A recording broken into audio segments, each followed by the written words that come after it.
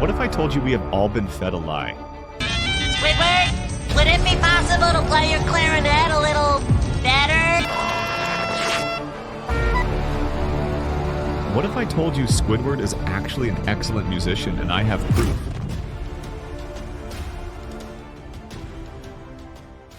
Let me explain. Squidward. Grumpy.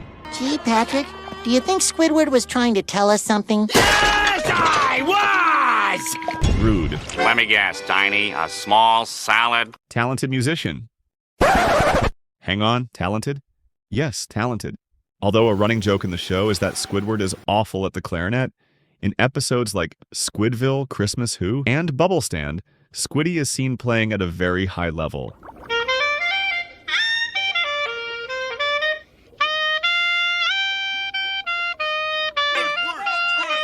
I rock. You can't tell me the octopus isn't talented. So what's going on? What is going on in here? Why is Squidward still struggling to achieve his lifelong dream of being a famous musician? Well, to find out, we have to dig into Squidward's life, particularly his job at the Krusty Krab.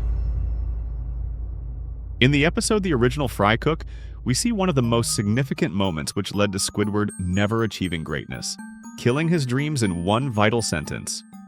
No thanks. I'm just doing this until my clarinet career takes off. What if it never does? Yeah, what if it never does, Squidward? Everyone knows this is the worst thing you can do. A lot of people leave their dreams at the door of their workplace when they get comfortable, which leads them to never chasing their dreams. The conversation then leads to his hair.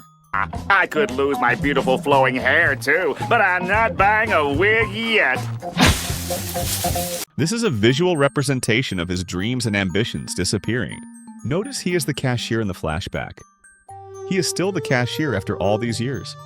Never getting promoted, never receiving a pay rise, never getting closer to his dream.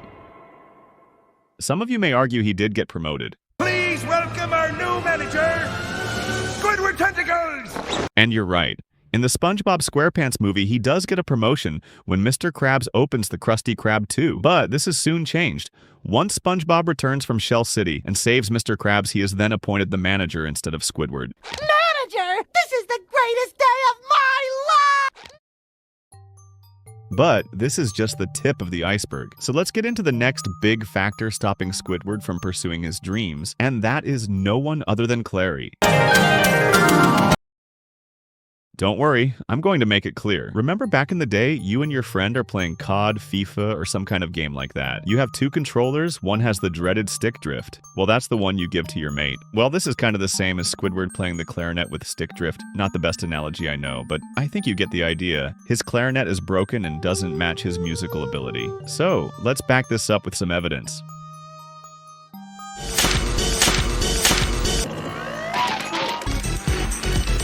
We have seen poor Squidward's clarinet get broken many times. It is also seen being used by the other characters, like in the episode Jellyfishing.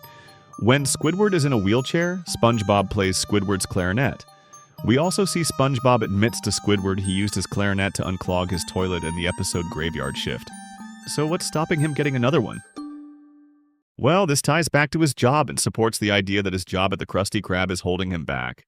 It is well known among SpongeBob fans that Mr. Krabs is cheap and would save money by any means possible. It is fair for us to assume Squidward's pay is barely enough to survive, let alone buy another or upgrade his clarinet. It is a good chance that this low pay creates a feeling of resentment towards Mr. Krabs. And we know Squidward doesn't like his job. A vicious cycle that would make anyone exhausted and create a situation where Squidward has no motivation to even think about his dreams, let alone pursue them. We do see him playing another clarinet in the episode Christmas Who, and might I add, without any trouble, so maybe he just needs a new clarinet. Sadly, Squidward is also at the mercy of the dreaded Squilliam Fancyson.